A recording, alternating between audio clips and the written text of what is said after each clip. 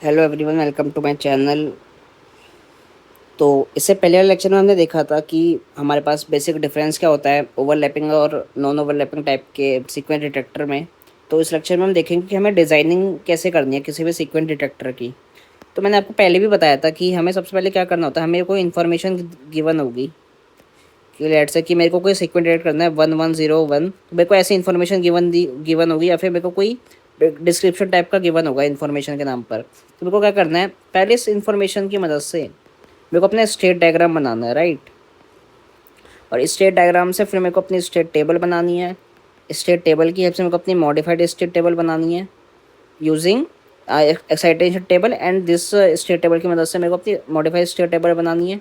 Then मेरे को क्या करना है, मॉडिफाइड स्टेट टेबल की मदद से मेरे को अपनी इक्वेशन डिराइव करनी है किस किस की, अपने आउटपुट के लिए और इनपुट्स ऑफ फ्लिप फ्लॉप के लिए, इनपुट्स ऑफ फ्लिप फ्लॉप के लिए। ओके, देन इन इक्वेशंस की मदद से मेरे को अपना सर्किट डिज़ाइन करना है। हमने ये वाला पार्ट तो देख लिया कि हम ये कैसे करेंगे, कि हमें अपनी स्टेट टेबल कैसे बनानी है उसकी मदद से।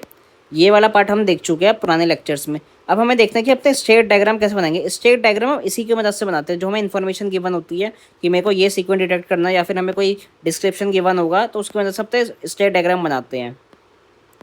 तो बेसिकली हमारे पास दो टाइप की एफएसएम है ना, एक तो मीले टाइप एक तो मूरे टाइप। और दोनों में दो दो वेरिएंट हैं। एक तो हमारे पास ओवरलैपिंग है और दूसरा नॉन ओवरलैपिंग है। तो टोटल मेरे पास चार कॉम्बिनेशन हो गए। कैसे कैसे, एक तो हो गया मेरे पास ओवरलैपिंग मेले टाइप, और मेरा दूसरा हो गया नॉन ओवरलैपिंग मेले टाइप, तीसरा हो गया ओवरलैपिंग मुरे टाइप और चौथा हो गया नॉन ओवरलैपिंग मुरे टाइप। अब मैंने आपको पहले बताया था कि हमारे पास जो मुरे में नंबर ऑफ स्टेट्स होती है वो जनरली ज़्यादा होती है किससे, जनरली क्या होती है ज़्यादा है इससे, मिले से, राइट। अब वही चीज़ हम यहाँ पे भी देखेंगे कि जो हमारे पास लेट से कि मेरे को कोई सीक्वेंस डिटेक्ट करना है 1101। तो जब मैं मीले के लिए स्टेट डायग्राम बनाऊंगा तो उस केस में जो मेरी नंबर ऑफ स्टेट्स बनेगी वो बनेगी जो ये मेरे को सीक्वेंस डिटेक्ट करना है उसकी लेंथ के बराबर मेरी नंबर ऑफ स्टेट्स होंगी, है ना, नंबर ऑफ स्टेट्स। ये किस केस में बनेगी, मीले के केस में। लेकिन जब मैं मूरे के केस में देखूंगा तो मेरे को +1 मिलेगी, तो मेरे को टोटल 5 स्टेट्स मिलेगी, है ना।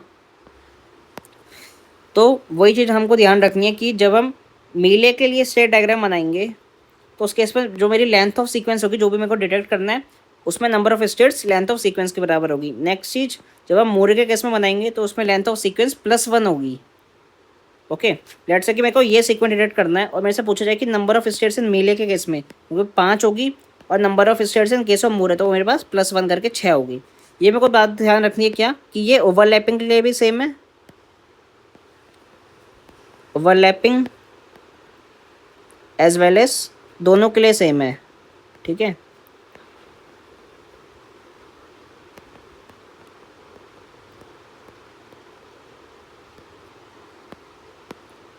ओके, और ये सेम फॉर मूरे, मूरे के लिए भी बात वैलिड है। ओके, दोनों के लिए वैलिड है कि मीले के केस में 5 और मूरे के केस में 6। तो एक और बात कि मैंने आपको बताया था कि जब हम नॉन ओवरलैपिंग की बात करते हैं तो हमारे पास जब भी मेरा सीक्वेंस डिटेक्ट हो जाता है ना, उसके बाद मेरा क्या हो जाता है, रजिस्टर क्लियर हो जाता है, राइट। तो in non overlapping after detecting register data gets cleared and we are return to the initial state. तो वही चीज़ मैंने आपको बताई थी कि जब पुराने लेक्चर्स में जब मेरा सीक्वेंस डिटेक्ट हो गया तो मेरा रजिस्टर का डेटा एकदम क्लियर हो गया था। तो मैं कौन सी स्टेट पे आ गया था, इनिशियल स्टेट पे, जब मेरे पास कुछ नहीं है, राइट। अब यहाँ से मेरा पुराना डेटा तो क्लियर हो गया है तो मैं कौन सी स्टेट पर आ गया हूँ, जब मेरे पे कुछ भी नहीं है। But in case of overlapping मेरा रजिस्टर का डेटा क्लियर नहीं हुआ था, तो मैं हमको क्या करना है, in non overlapping register data get cleared but in case of non in overlapping after detecting register data doesn't get cleared, register का डेटा क्लियर नहीं होगा and we try to move to the best possible states. इस point का क्या मतलब है, ये आपको क्वेश्चन की मदद से ज़्यादा समझ आएगा, तो I will skip that part for the question purpose, right. मैं आपको इसकी मदद से बताता हूँ कि जैसे मेरे पास 3 स्टेट्स हैं ए बी एंड सी।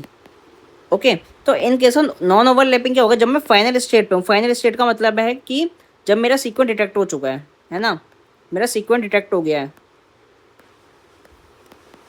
तो अब मैं क्या करूँगा, जब मेरा सीक्वेंस डिटेक्ट हो गया है तो मैं क्या करूँगा, इनिशियल स्टेट पर आ जाऊँगा फिर से, इन केस ऑफ नॉन ओवरलैप है, क्योंकि मेरे रजिस्टर में कोई डेटा है नहीं तो मेरे को शुरू से अब सीक्वेंस डिटेक्ट करना पड़ेगा, राइट। वही चीज़ हमने यहाँ पे भी देखी थी।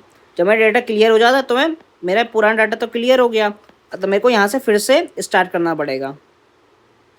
But in case of overlapping क्या होगा, मेरा रजिस्टर का डेटा क्लियर नहीं होगा और मेरे पास अगर कोई ऐसी स्टेट होगी जो रीचेबल होगी, ध्यान रखना जो रीचेबल होगी, मैं उस स्टेट पे आ जाऊँगा इन केस ऑफ ओवरलैपिंग में।